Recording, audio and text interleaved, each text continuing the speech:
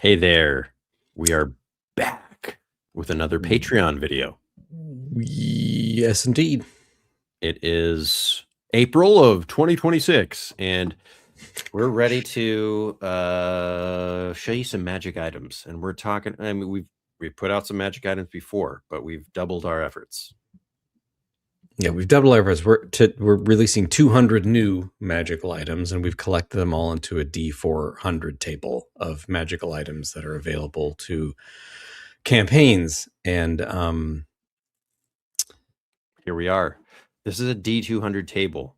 Last time we built up a D100 table, so we're going all out here. Not only that, but we've combined both the new magic items with the old magic items in the core rulebook to make a D400 table. Yep, the big D400. So this is a huge master list of all that you get. And this really spices up your campaign. It does. There's a lot of cool stuff in there. Ben and I really have a lot of fun working on magical items because it just allows us to get a little bit wacky on the creative side and to put more history and legends and untold stories and hints of stories into the world. So it's always a treat to work on the magical items. And we've always just in our hearts wanted to create a significant catalog of items that can be found and discovered, because EAM is such a discovery based game with treasure hoards and all kinds of options. And it's a great way to also beef characters and become more powerful and utilize these magical items, just be more creative and more clever when facing bigger challenges or adversaries.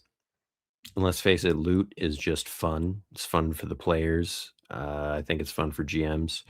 We come from, backgrounds of not only second edition D&D with treasure hoards and stuff, but Diablo 2 and that type of loot, just and having that feeling of finding something rare.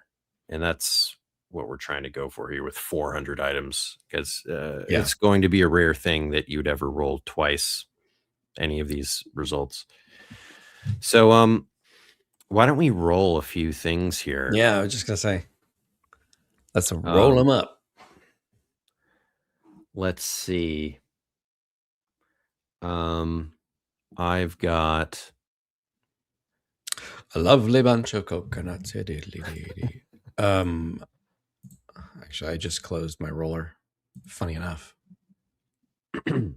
I've got 162. 162. What do we got? We've got the Wimp Whistle.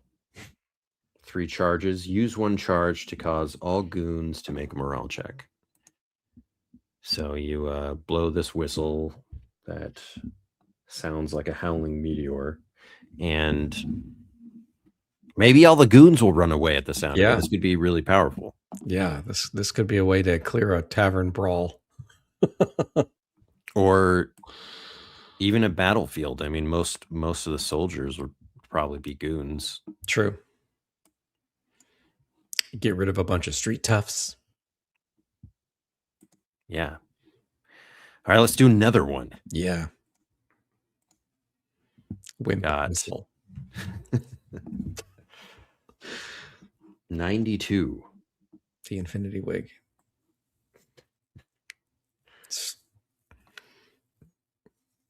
Ring of Reclamation. When the wearer accidentally loses items and they aren't broken or claimed by someone else in the world, they reappear in their inventory the next session. So this is cool. In Land of EAM, this is really good for like losing rations or tools during a journey. George will go to any lengths to find this ring because he can part with no items ever.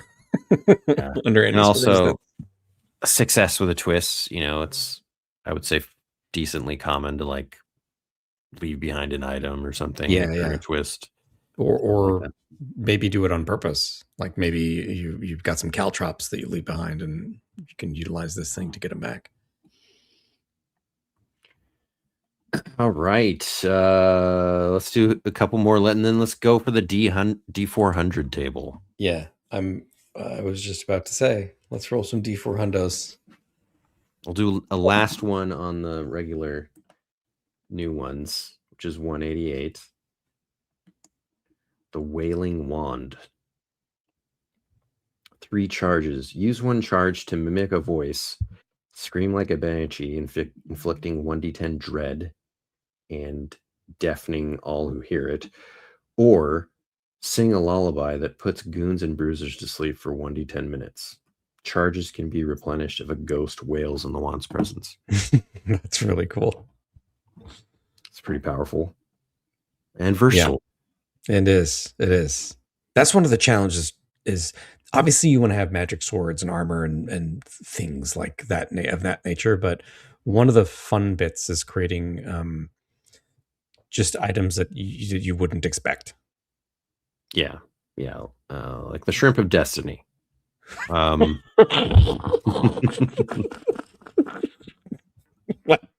might be my favorite item ever. It might be my favorite item ever. The Shrimp of Destiny. The Shrimp of Destiny is amazing. You need to read that one because it has my favorite ability. Once every session, the owner may re-roll any roll, which is Really very good. good. I don't think there are many things to do that. If the shrimp is set free, every party member gains 5 XP. So, if you have the goodness in your heart to determine that you should set the shrimp free, you get rewarded for it. The Shrimp of Destiny. And I love stuff like Palermosin's Plug, a coin-sized iron cube that can grow to block any indoor passage with an invulnerable door. That's pretty cool. That's pretty cool. And like the door is invulnerable, so it scales up to some scenarios where you might be toast without it. And, you know, that also means you'll probably be leaving it behind. Mm-hmm. Get that ring of reclamation. All right. Let's do. I saw one that I want you to read just because. Yeah. Do you know the one? I don't. Spatulor. All right. I think that was in our last. Was that offering? But we can read it anyway. This sentient spatula believes they are the lord of all spatulas. Grants +1 to cooking checks. I just needed you to read that out loud. Oh, God. God. I'm so sorry. I'm so sorry. I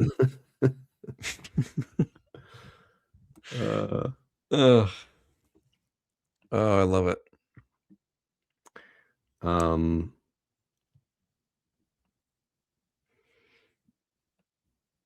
right. Roll one more new one. One more new one, and then we'll go to the D400. Okay.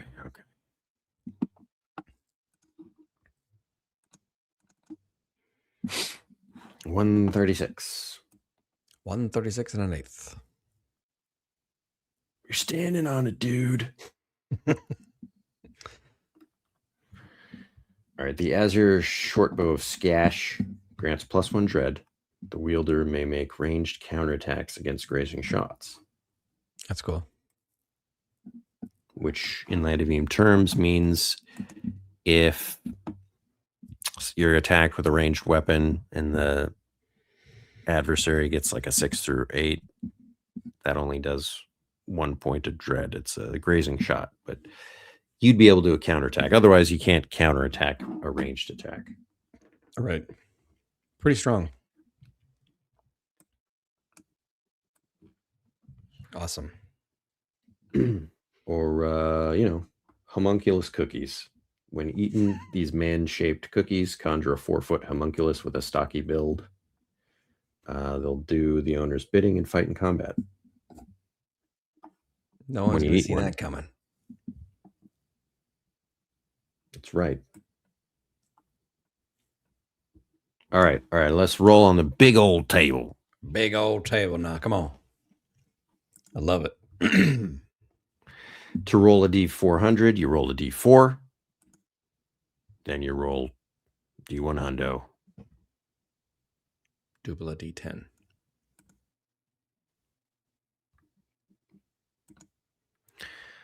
All right. That is a 132.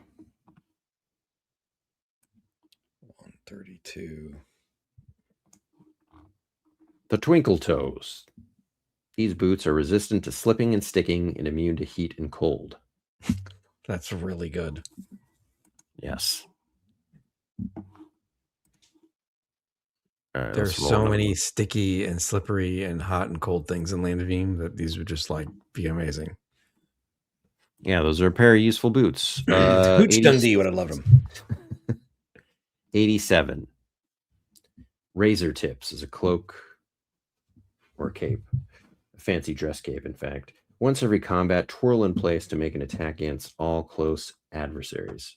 When worn, the PC is considered to be very fancy and stylish. Oh, look at that. So there's a variety of stuff here, and a lot of the categories were filled out to be beefier, and to also be rollable, like on these 1DX table. Like, there are 12 belts. Yeah. So we got, a couple of aquatic themed belts, because when James and I are both writing, we often, write the same concepts for some reason. How they're like the Ants movie and A Bug's Life. Well, I forget what that concept is called. That's such a good example, though. It's like the Ants movie in A Bug's Life. What are you going to do? But I wrote the cod piece, which is a belt with a cod on it, a talking cod. And then, like, moments later, I see James wrote the eel wrap, which is like a sentient eel named Neil. I was like, well, we can't delete one of them. We're just going to have to keep them both. No, they're different enough. They just happen to be like a similar joke. Yeah. And they're both like, the cod piece is just like, that's art in terms of a name. I laughed out loud. I was like, that's amazing.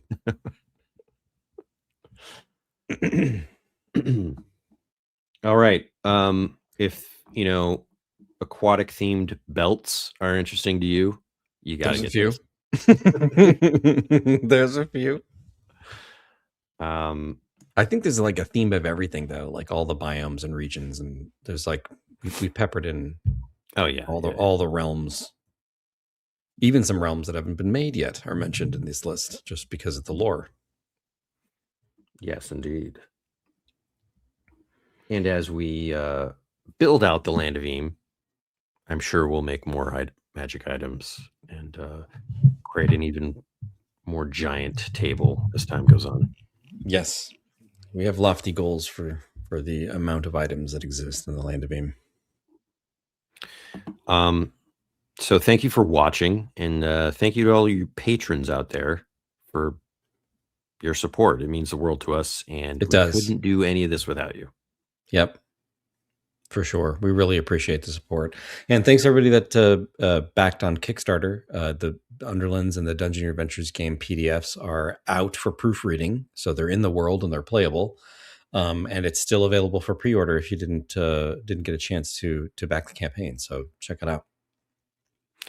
All right. Well, we'll see you next month for the next Patreon offering. And until then, bye-bye now.